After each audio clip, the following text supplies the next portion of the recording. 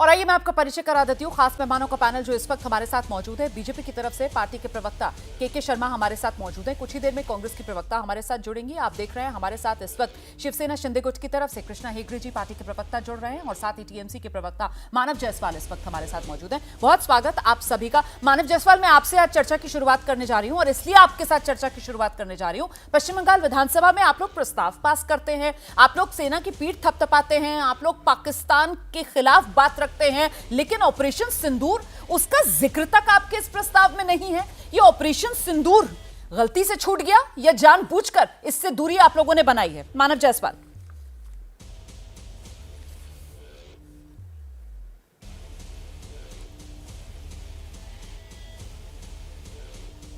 मेरी आवाज मिल रही है मानव जायसवाल आपको?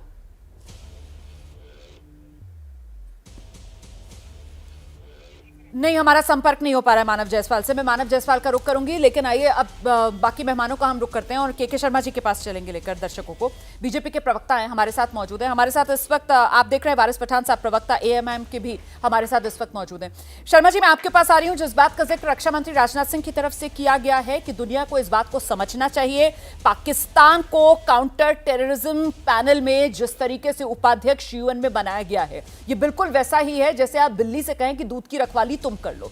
लेकिन क्या यहां पर दुनिया के सामने पाकिस्तान को बेनकाब करने में ये भारत की तरफ से कुछ कमी रह गई क्या सर, कि यूएन जो है वो इस उपाधि से नवाज रहा है पाकिस्तान को?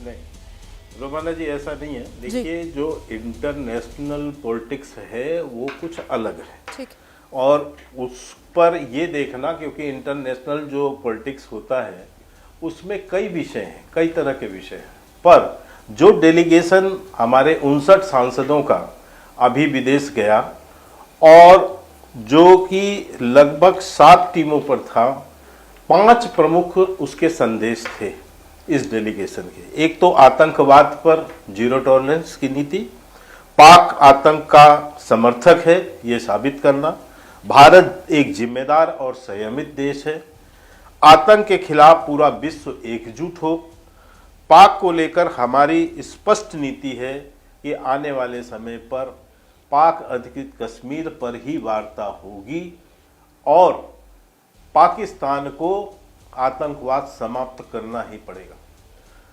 ये कुछ प्रमुख उद्देश्य के साथ हमारा डेलीगेशन ठीक है वहां गया था, 59 सांसदों का, और सभी दलों के लोग उसमें सम्मिलित थे। और मैं समझता हूं कि जिस ढंग से वहां पर इनके जाने पर इन्होंने अपने संदेश दिया और विदेशी देशों का जो लगभग जो है वहाँ जिन 33 देश में गए थे लोग, तो वहाँ से जिस ढंग से समर्थन इस डेलीगेशन को मिला है वो बहुत ही उत्साहवर्धक है।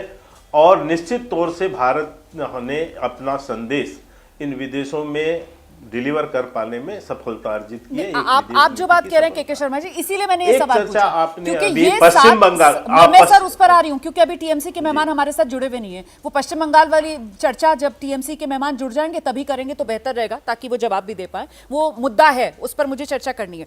लेकिन एक बार मैं आपसे समझना चाहती हूँ सर कि हम जो है वो 7 प्रतिनिधि जो ये मंडल है इनको भेजते हैं सर, सर्वदलीय प्रतिनिधि मंडल 33 देशों में हम भेजते हैं। और जैसा कि आपने गिनाया कि साहब इनका जो लक्ष्य था वो बताना दुनिया को ऑपरेशन सिंदूर की सफलता के बारे में, आतंकवाद के खिलाफ भारत की जीरो टॉलरेंस के बारे में बताना, और आपने बताया अभी कि कैसे हमारा मकसद ये था कि पाकिस्तान आतंक का जिम्मेदार है, ये हम दुनिया को बताएं। और बावजूद इसके दुनिया, यूनाइटेड नेशंस जो सबसे बड़ा चौधरी बनकर बैठा हुआ है यहां पर सारे देशों का, वो काउंटर टेररिज्म जो पैनल बनाता है उसमें उपाध्यक्ष पद पर पाकिस्तान को बिठा देता है। और खुद रक्षा मंत्री ने इसको लेकर यूनाइटेड नेशंस को कटघरे में खड़ा किया है। इसीलिए सवाल बड़ा हो जाता है सर कि ये ऐसी स्थिति क्यों बन रही है?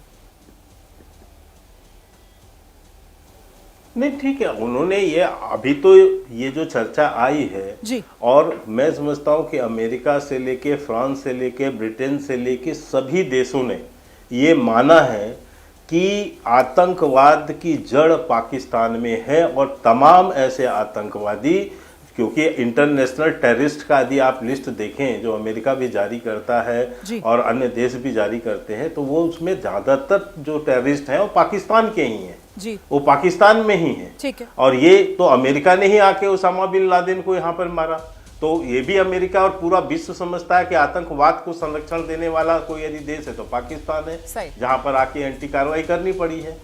अब इस बात का भी वहां पर एक प्रोटेस्ट होगा और ये रखा भी जाएगा, और इसमें तमाम देश, जैसा आपने देखा कि पहलगांव की जैसे घटना हुई, कोई ऐसा जो है बड़ा देश नहीं बचा जिसने कि इसकी निंदा ना की हो और ये ना कहा हो कि हम भारत के आतंकवाद के विरुद्ध जो नीति है और कार्रवाई है उसमें हम समर्थन में। आपने फ्रांस का स्टेटमेंट देखा हो, ब्रिटेन का देखा हो, जर्मनी का देखा हो, हर बड़ा अमेरिका का देखा हो, हर बड़े कंट्री ने भारत को बिल्कुल बिल्कुल आप सही कह रहे हैं सर। वो तमाम स्टेटमेंट्स यहाँ पब्लिक डोमेन में अब है। मैं जरा जल्दी से कांग्रेस के प्रवक्ता का हमें इंतजार है, लेकिन वारिस पठान साहब हमारे साथ मौजूद है, उन्हीं का मैं रुक कर रही हूँ। वारिस पठान साहब, असदुद्दीन ओवैसी साहब गए थे ऐसे ही एक प्रतिनिधिमंडल में। मैं आपसे जानना चाहती हूँ कि सरकार का ऑपरेशन सिंदूर की जानकारी दुनिया तक पहुंचाने के लिए, दुनिया के 33 देशों में पहुंचाने के लिए ये सर्वदलीय प्रतिनिधिमंडल भेजने का फैसला, ये फैसला कारगर रहा वारिस पठान साहब?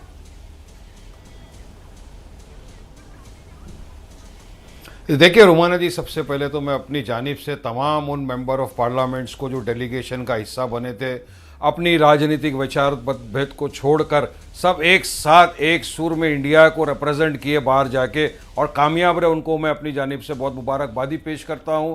और एक ये बहुत सफलतापूर्ण ये कार्य रहा। देखिए, जब लोगों ने देख लिया, विश्व ने देख लिया कि जब भारत एक हो जाता है तो कोई ताकत नहीं है कि भारत को आंख उठा के भी देख सके। और किस तरह से हमारा डेलीगेशन वहां गया, उन्होंने पाकिस्तान के पूरे पड़कच्छे उड़ा दिए, पूरे विश्व को बता दिया कि पाकिस्तान किस तरह से टेररिस्ट ऑर्गेनाइजेशन का समर्थन करता है और जिसका खामियाजा भारत भुगत चुका है। हम देख चुके हैं 26/11 हमारे वहां हो चुका था, पुलवामा हो चुका था, और अब जो दरिंदगी की हद पार कर दी थी उन्होंने पहलगाम के अंदर आतंकवादियों को भेजकर, जिनकी मंशा ये थी कि भारत देश में जाकर वहां पे बेगुनाह बेकसूर पर्यटकों को नाम पूछकर, मजहब पूछकर जो मारा उनके बीवी बच्चों के सामने, तो उनकी मंशा थी कि भारत में हिंदू मुसलमानों के बीच में नफरत पैदा करे। उसका पर्दाफाश किया, पूरे विश्व को जाके दिखाया कि पाकिस्तान की नीयत में कितनी बड़ी खोट थी। आज पूरे विश्व को पता चला कि जो मेन टेररिस्ट ऑर्गेनाइजेशंस वर्ल्ड के अंदर चल रहे वो पाकिस्तान से। और ये एक बहुत बड़ी बात है, ये बहुत बड़ी कामयाबी है कि तमाम एमपीज ने, तमाम पॉलिटिकल पार्टी ने एक चीज का तय किया कि ये हमारे राजनीतिक विचारधारा मतभेद हो सकते हैं, मगर जब भारत नेशन फर्स्ट आ गया, जब नेशनल सिक्योरिटी की बात आ गई, तो तमाम ने एक ही सुर में बाहर जाकर पूरे विश्व को यह बता दिया और विश्व ने माना कि बिल्कुल आप लोग सही बोल रहे हैं कि पाकिस्तान इस तरह की गंदी और ऊंची हरकत कर रहा है। हमारे पार्टी प्रेसिडेंट ने तो यहां तक बोल दिया कि पाकिस्तान तो नालायक लोग हैं। उन्होंने तो एक तस्वीर जो पाकिस्तान के जो मुदीर दे रहे थे अपने प्राइम मिनिस्टर को भी बताया कि किस तरह से बोगस, एक तस्वीर सही नहीं बना सकते, वो हमारे भारत देश के खिलाफ इस तरह की षड्यंत्र रचाया जा रहा है। तो सबको बेनकाब करना बहुत जरूरी था। और ये विश्व के अंदर एक मैसेज और भी चला गया कि भारत के अंदर जब तमाम पॉलिटिकल पार्टी अपने विचारिक मतभेद को छोड़ के एक होती है तो किसी के अंदर ताकत नहीं कुछ कर सके। तो मैं समझता हूं बहुत अच्छा ये मैसेज गया। हाँ, यहां पर कुछ पॉलिटिकल पार्टियां तो है, देखिए हम डेमोक्रेसी में रहते हैं, संविधान को मानते हैं, आपने बहुत बढ़िया बात कही। मैं दोबारा आऊंगी, अधिकार वारिस भाई, अधिकार ये कि वारिस भाई सवाल दोबारा करे आऊंगी सरकार आपके से। पास। जी, आपके पास दोबारा आऊंगी, लेकिन जो आपने बात कही है ना, राजनीतिक विचारधारा से ऊपर उठकर, ये मौका ऐसा था जब देश के बारे में सोचना था, देश हित को देखना था, देश के मान सम्मान की बात थी और सबको एक जबान में अपनी बात रखनी थी।